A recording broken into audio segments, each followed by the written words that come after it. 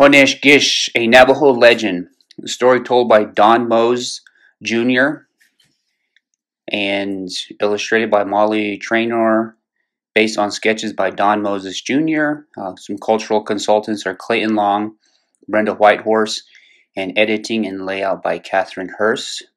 This was made in 2006 by the Utah State Office of Education and San Juan School District Media Center. So check them out. I just wanted to read this piece, a little bit about Navajo, I guess the Navajo fire stick. When the holy people and the Diné first saw fire, they were amazed. They had never seen anything so bright. They approached the blaze cautiously, and as they got closer, they noticed that it gave off heat. As the flames flickered, someone said, "Look at how red and yellow and blue it is. I wonder what it feels like." He moved closer and reached out to touch the beautiful flames. Just as he was about to touch them, a log popped and made a loud noise. Sparks flew everywhere. The holy people in Diné were frightened, and they turned and ran. "Look out!" yelled one. They stood at a distance and watched the beautiful but strange fire, and they talked. "It's so beautiful, and the warmth that comes from it feels great, but it's noisy.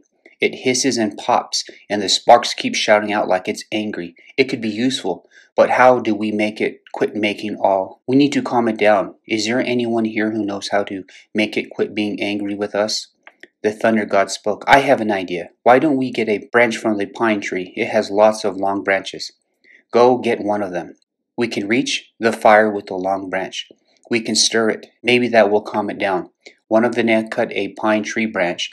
He brought it back and began poking and stirring the fire. But as he spoke and stirred with the pine branch, the fire hissed and popped, and sparks flew everywhere.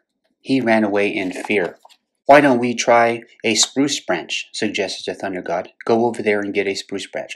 So one of the earth people broke off a spruce branch and brought it back. He approached the fire cautiously and poked it with the spruce tree branch. It was worse than before. The fire popped and hissed, and sparks flew everywhere. He ran away in fright. Thunder God spoke again. "That isn't working. Maybe a juniper branch will work.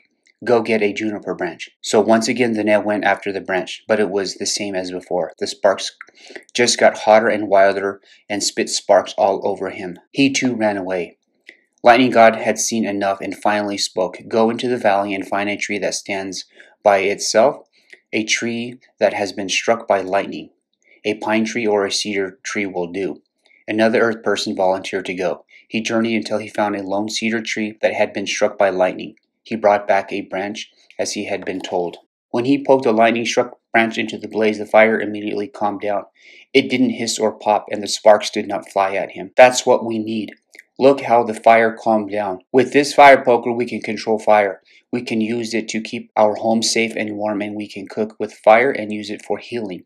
The holy people and Diné decided, "We'll call it Honeeshgish. We'll make songs and prayers for it. Yes, we will call it the center of the home, the grandmother, the grandfather of the fireplace," they said. To the Diné, the Honeeshgish is sacred. It is respected and used in almost every ceremony. Changing women recognize the importance of the Honeeshgish for the Diné. When she left them and sent them back from the west, she gave each of the clans a sacred gish of turquoise, abalone, white shell, or jet. They were a guide and protection for the people as they traveled back to their homeland in the sacred mountains. Today, the Honeeshgish is still important to the Diné. When they leave their homes, they place it by the doorway as protection. They speak to the Honeeshgish and say, "Grandfather and grandmother, protect our home while we are away." When a stranger approaches a Diné home and the Honeeshgish is by the doorway, the poker warns the stranger and gives him the feeling that he should leave the home alone. The dark, charred end protects the home at night, and the lighter end protects the home during the day.